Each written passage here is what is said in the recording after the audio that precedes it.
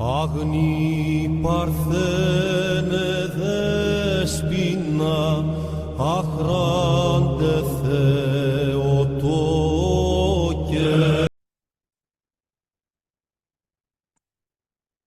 Ok, então, nós estávamos falando das quaresmas, não é? É, deixa eu ver aqui. Pronto. A quaresma principal, a Semana Santa, nós vivemos também, participamos de acordo com as condições de cada um.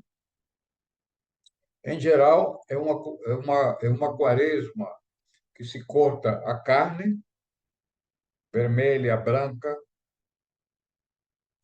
laticínios, leite, ovos, queijo, manteiga, coalhada, iogurte, né? E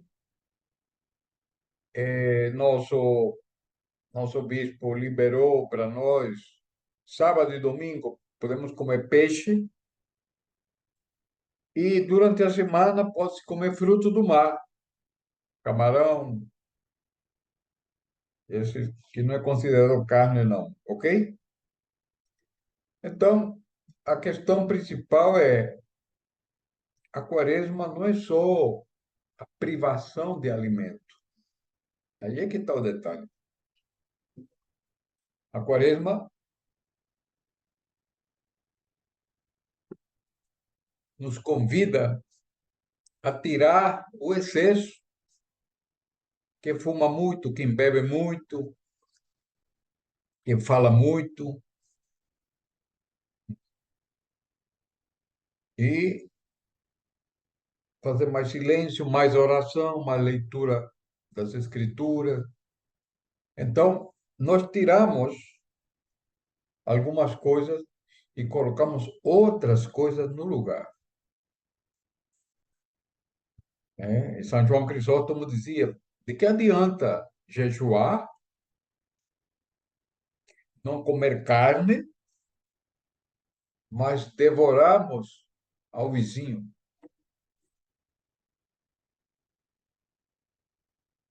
Então, o significado, o propósito é melhorar nossa vida espiritual, santificar nossa alma e nosso corpo também. Inclusive, quero dizer a vocês que a igreja, na sua experiência, sabe que as quaresmas, elas são benéficas para o nosso corpo. A medicina hoje impõe quaresma, né? Gente que não pode comer glúten, por exemplo, que é meu caso, estou aqui, né, sem poder comer certas coisas, porque a médica cortou. Então, tem gente que é obrigado a fazer quaresma porque o médico manda. Então, é para a sua saúde. Também o espírito também precisa de quaresma. Hoje, as quaresmas hoje é falar menos, menos pornografia, aliás, menos pornografia é redundância. Cortar a pornografia. Que os nossos olhos contemplem a beleza das coisas divinas, né? O excesso do celular, das redes sociais, etc. Aqueles que consomem muito, que compram muito. Então, a igreja não está impondo regras, olha, então, a igreja recomenda, né? Moderação. E outra coisa importantíssima, se nós jejuarmos, lembremos daqueles que passam fome. É nossa obrigação, né? E não é só em período de quaresma, é o ano inteiro. ok? Então, esse é o sentido da quaresma, não é? Que são momentos de privação. Inclusive, veja, para os casais, abstinência na quaresma. Ah, mas isso é muito ruim. É não, ao contrário. Sabe por quê? Eu vou dizer, o sexo se tornou tão banal que as pessoas enjoam. Os casais vivem enjoados. Então, o período de quaresma ajuda a valorizar o outro, a outra pessoa, olhar para a pessoa não só como um corpo que está aí para me satisfazer, não, mas é um outro, uma outra.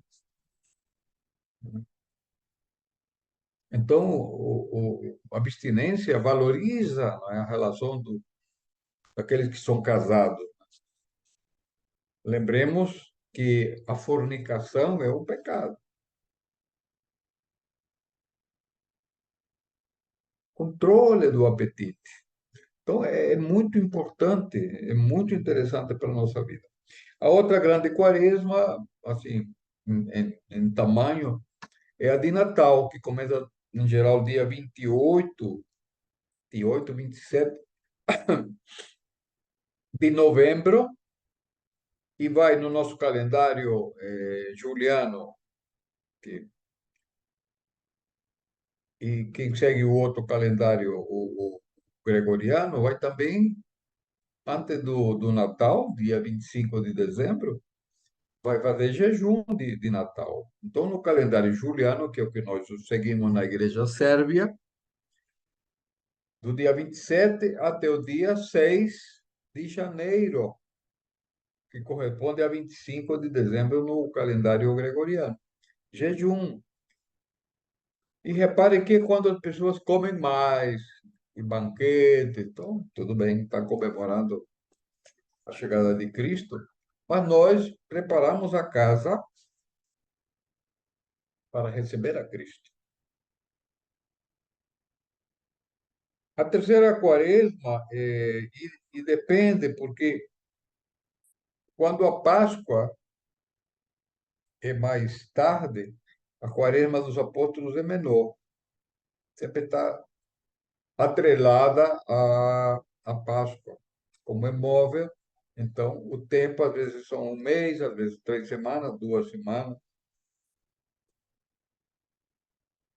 E é uma quaresma em comemoração aos santos apóstolos e nos lembra da necessidade de nós também sermos apóstolos. Não é só para os padres, não, né? E a quarta quaresma é a da dormição da Mãe de Deus, né? Que vai depender também. Não, não sei assim, como todo ano muda, vai até dia 28 de agosto. Então, começa em julho ou em agosto, é variável, né? Depois eu posso dar para vocês alguns exemplos dos anos, quanto é que durou, às vezes 1 semana, às vezes 2, e é mais leve do que as outras. E a quaresma é feita, como já falei, de acordo com as condições de cada um.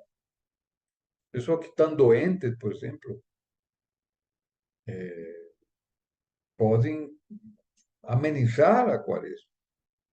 Velhos, né? Às vezes tem que comer, porque senão passam mal. Então, de acordo com a condição de cada um. Aqueles que são gulosos, a quaresma é benéfica demais, ok? Então, são essas as considerações gerais sobre o tempo e o espaço. E veja, e tem a ver com o corpo também, a santificação do corpo, não é? Então, nós não podemos dar a igreja, eu aqui. Não.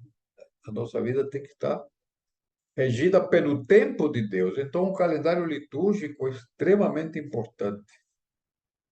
Então, nós entramos numa dinâmica de vida de acompanhar Cristo ao longo do ano, já seja na pessoa de Cristo, ou da sua mãe, ou dos seus apóstolos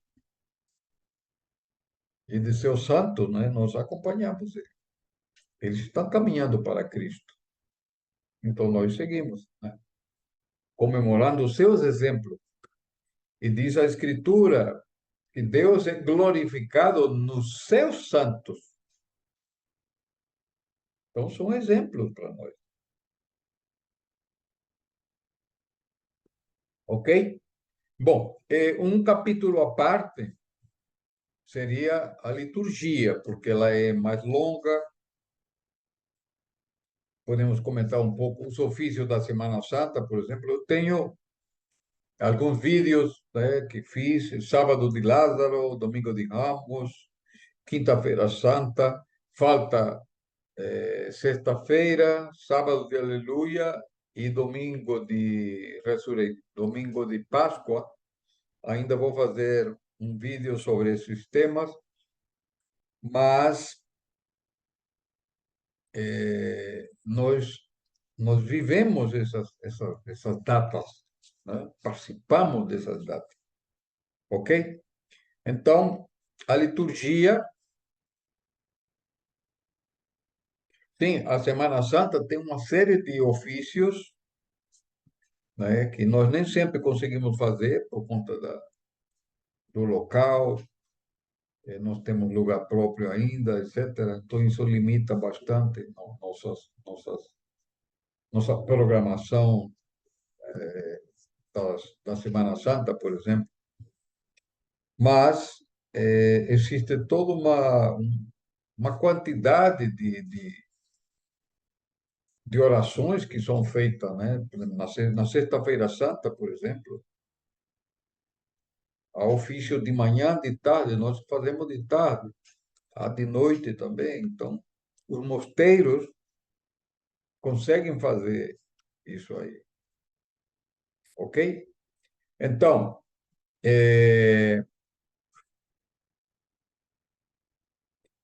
a liturgia, só para terminar essa parte, a liturgia ela exige uma explicação melhor. Eu tenho material, posso disponibilizar para vocês depois as partes da liturgia. É muito importante, por exemplo, saber que as pessoas que vão comungar precisam se confessar, ou pelo menos com certa frequência, nem que seja uma vez por mês, se confessar, né? Na medida do possível, jejuar para poder comungar, chegar a uma certa altura da liturgia para poder comungar, antes da bem-aventurança, por exemplo, é o limite para a pessoa que quer comungar, participar da comunhão, chegando a essa altura da liturgia. A liturgia, em geral, é 1h40 e vale a pena que nós aprendamos as partes que constituem a liturgia, ok? Bom, então vamos parar por aqui. Vamos agora comentários, perguntas.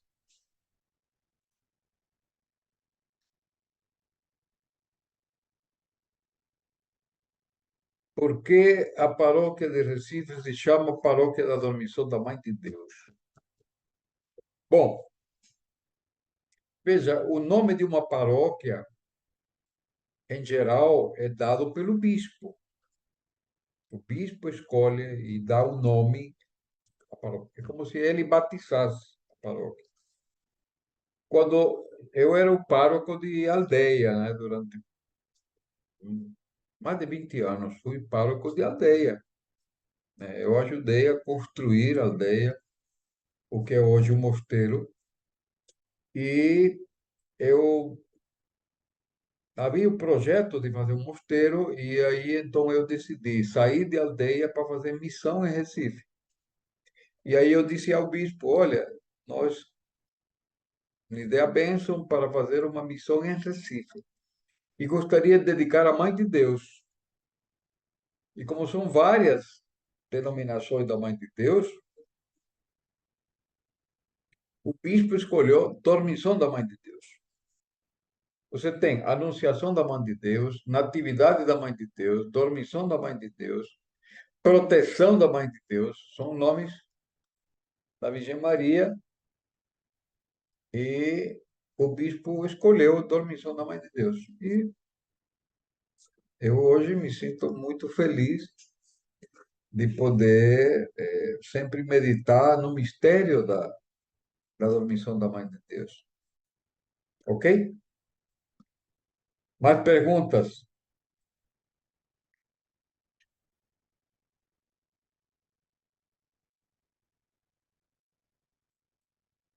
O que acharam desse ciclo de ofício, de orações? É importante dizer que as orações dos ofícios se leem muito. Os salmos, né, são orações já canônicas, digamos assim, estabelecidas pela igreja. Não, não há improvisação. Então,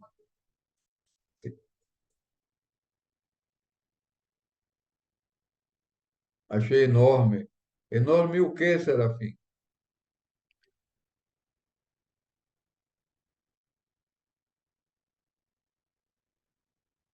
E foi, Serafim?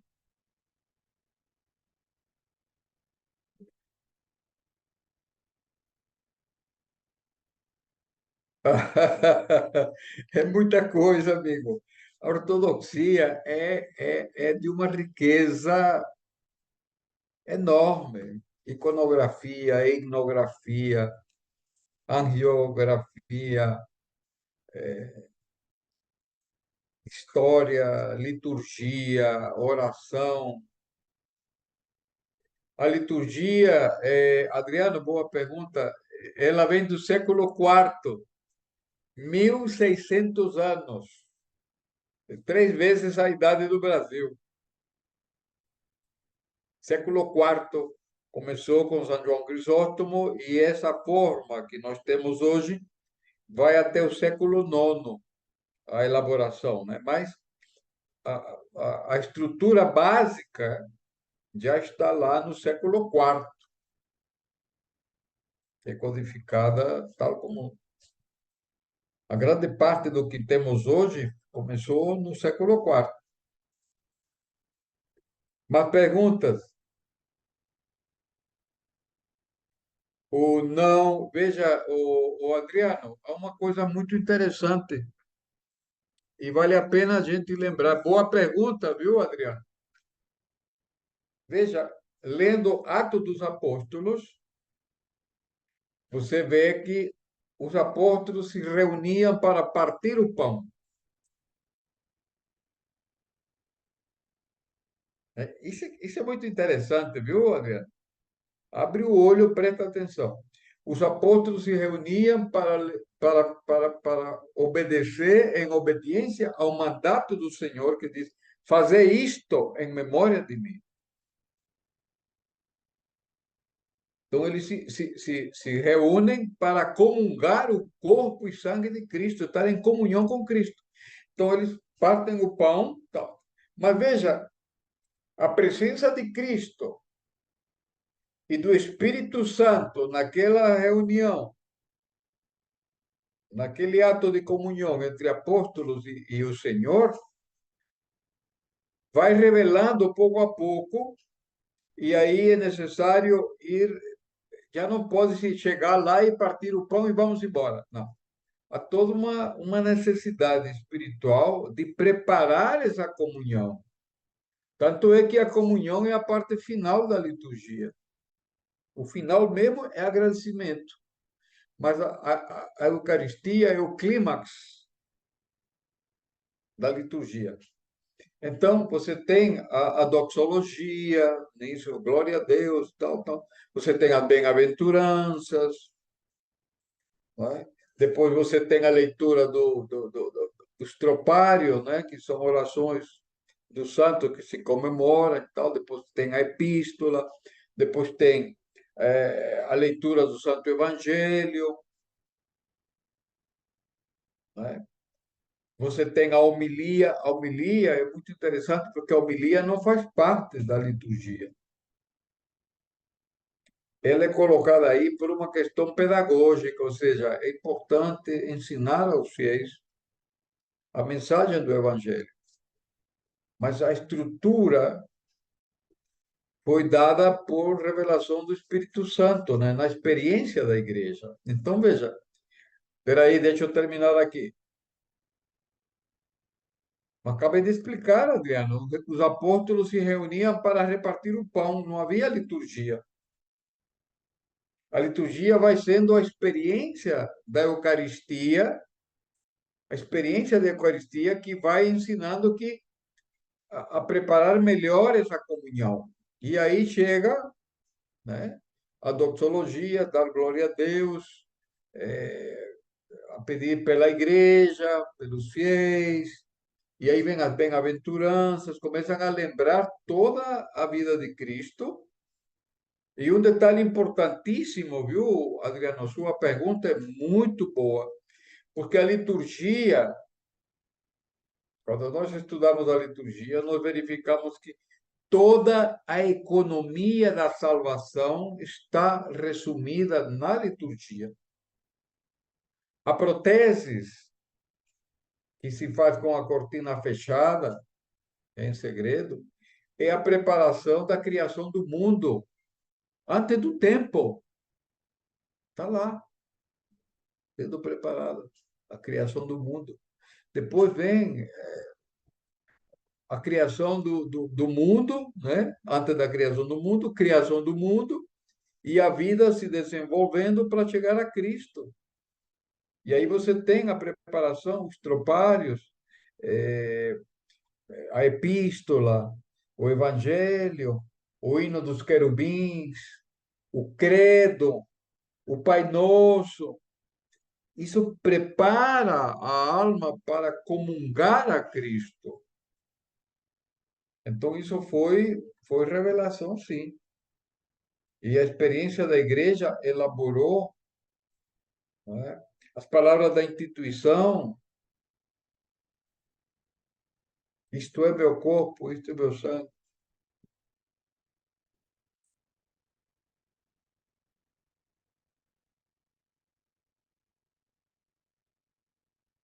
Por que que a lua cheia na primavera que define o dia da Páscoa?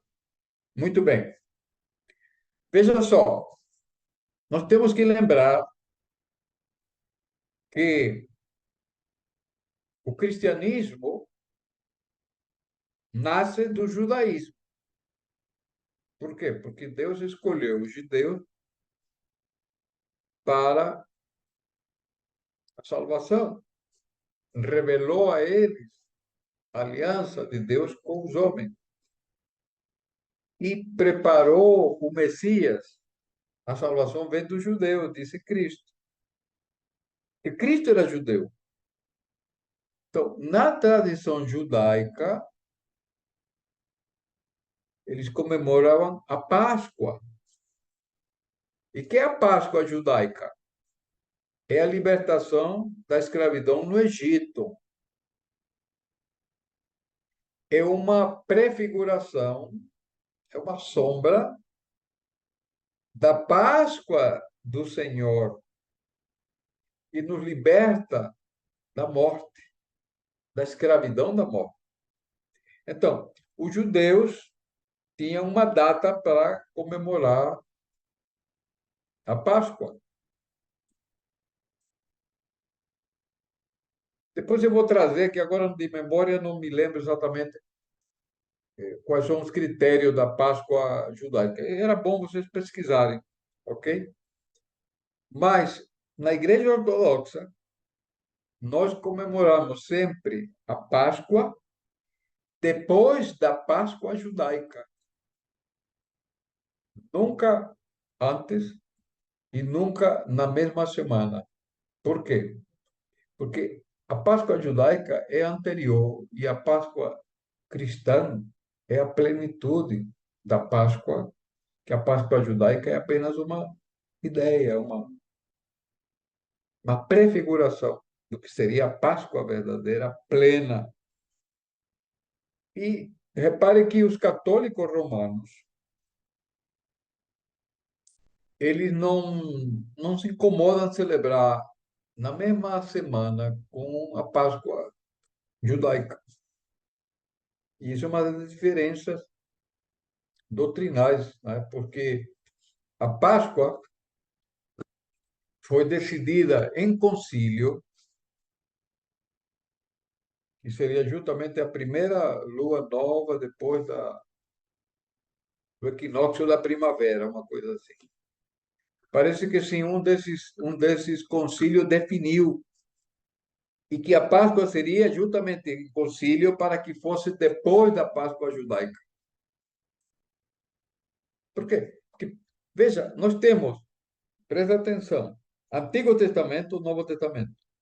O que vem primeiro? O Antigo. O que vem depois? O Novo. A Páscoa judaica vem quando? Antes. A Páscoa cristã vem depois. Por quê? Porque Cristo vem depois. Quem libertou o povo do Egito? Moisés. Quem libertou a humanidade da morte? Cristo. O que vem primeiro? Moisés. O que vem depois? Cristo. Por quê? Porque é a realização plena, ele cobre o Antigo Testamento. Aquilo que foi prefigurado lá na imagem de Moisés, libertador, se realiza em Cristo de forma plena. Moisés libertou os judeus de uma escravidão histórica. Cristo liberta a humanidade de uma escravidão ontológica. O ser estava destinado à morte e ele então dá a vida.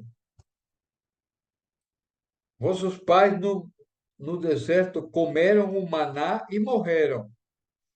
Quem comer deste pão e deste vinho viverá eternamente. Olha a diferença. É por isso. Está explicado? Gostaram da explicação? Isso é a tradição da igreja. Ok? Mais perguntas?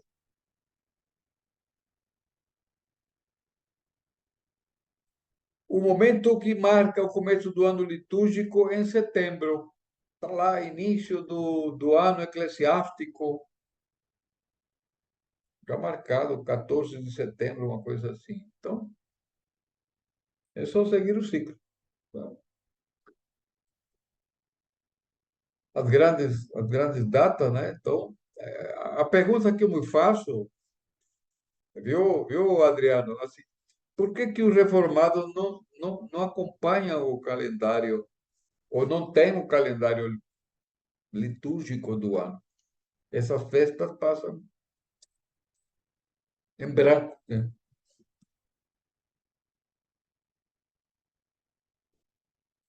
Ô, Adriano,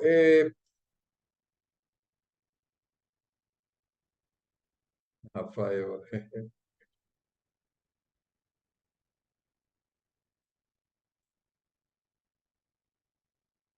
veja, cadê?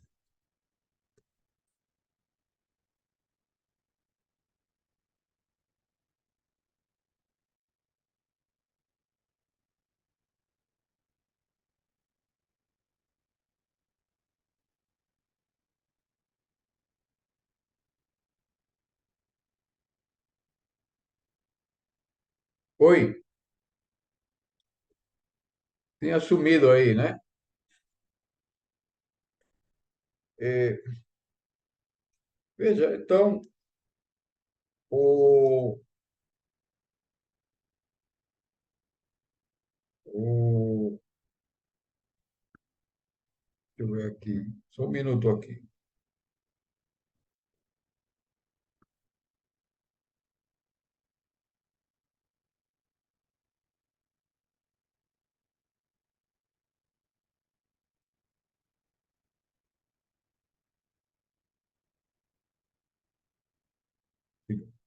Deixa eu ver aqui, deu uma travada aqui.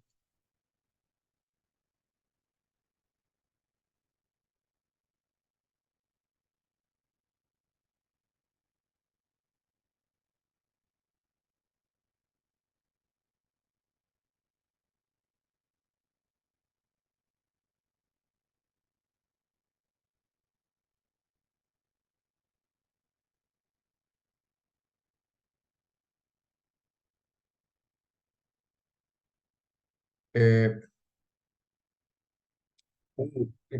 veja, é ruim quando duas pessoas perguntam, eu estou dando uma explicação, aí chegam com outra pergunta, aí quebra meu raciocínio. Eu queria terminar a primeira questão, que eu acho que será o Adriano. Adriano, qual foi a última pergunta que você fez que eu queria responder?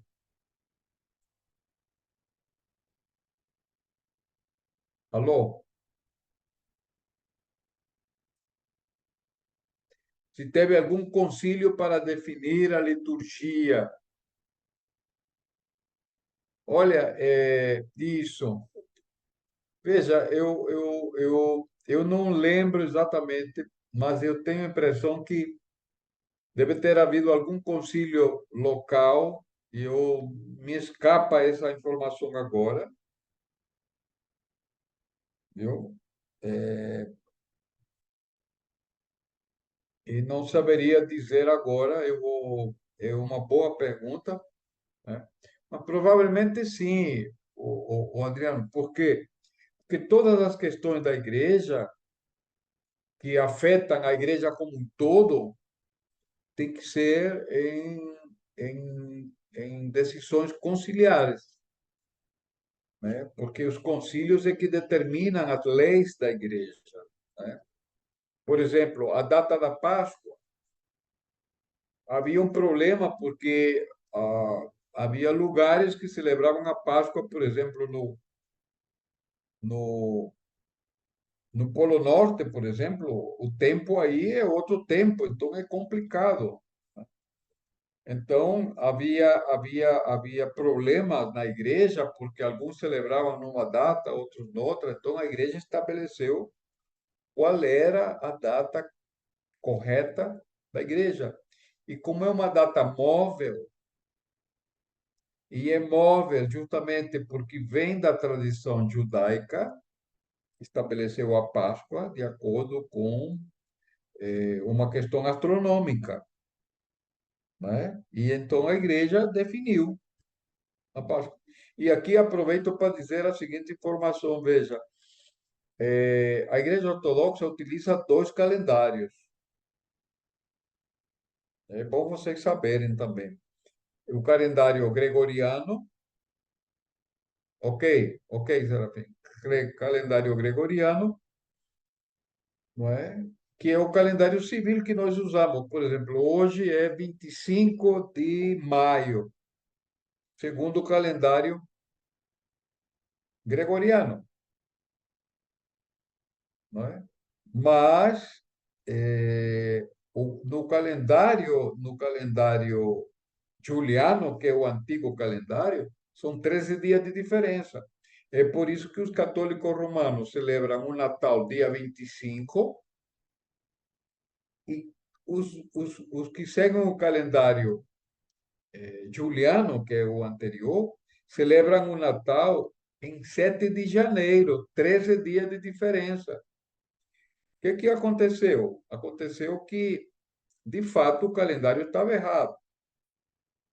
Houve um erro lá naquele monge do Egito que fez o cálculo, e é por isso que, com o passar do tempo, né, houve que ajustar o calendário, porque astronomicamente não estava combinando com a realidade astronômica.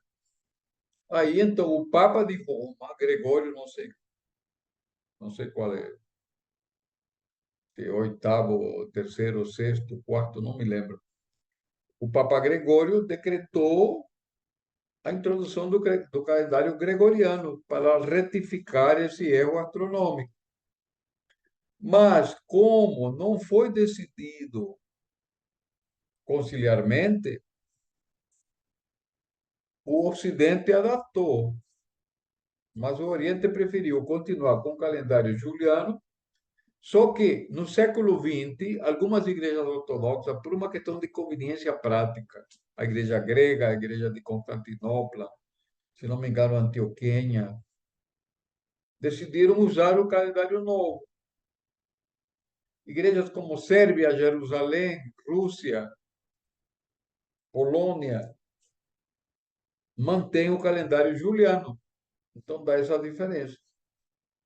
Mas, veja só a sabedoria da igreja. Diz, tudo bem, vocês querem utilizar o calendário novo, não tem problema. Mas a Páscoa é celebrada por todas as igrejas na mesma data. Isso é que é muito interessante. Quem usa o calendário juliano, quem usa o calendário gregoriano, vai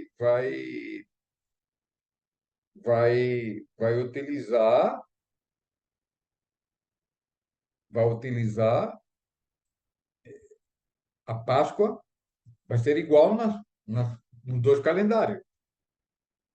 Depois da Páscoa que muda, porque aí o calendário novo vai fazer o Natal 25 de dezembro, o calendário velho 7 de janeiro. Mas a Páscoa, todas as igrejas ortodoxas coincidem, viu? Veja, o Rafael fez uma pergunta sobre a União de Brest. Veja, a União de Brest foram episódios históricos na tentativa de união, né, e questões políticas, Roma e algumas igrejas ortodoxas. A verdade é que as igrejas ortodoxas em geral não reconhecem, não aceitaram, foi uma tentativa, né, de união. Aliás, diga-se de passagem, viu, esse diálogo vem de muito tempo com os luteranos, com os anglicanos, que agora esfriou muito, porque realmente os anglicanos estão noutra agenda, né? Então, é impossível. Então, eu proponho que na próxima nós, pronto, um minuto, falemos um pouco sobre essa ruptura Oriente-Ocidente para situar essa tentativa de união entre Ocidente e Oriente, tá bom? Vários episódios, ok? Obrigado, boa noite, que Deus nos abençoe e até a próxima, ok? Boa noite e vamos marcar a próxima, ok? Pode ser segunda-feira, vamos ver aqui como está meu calendário aqui em São Paulo, ok? Fiquem atentos. Boa noite, que Deus nos abençoe.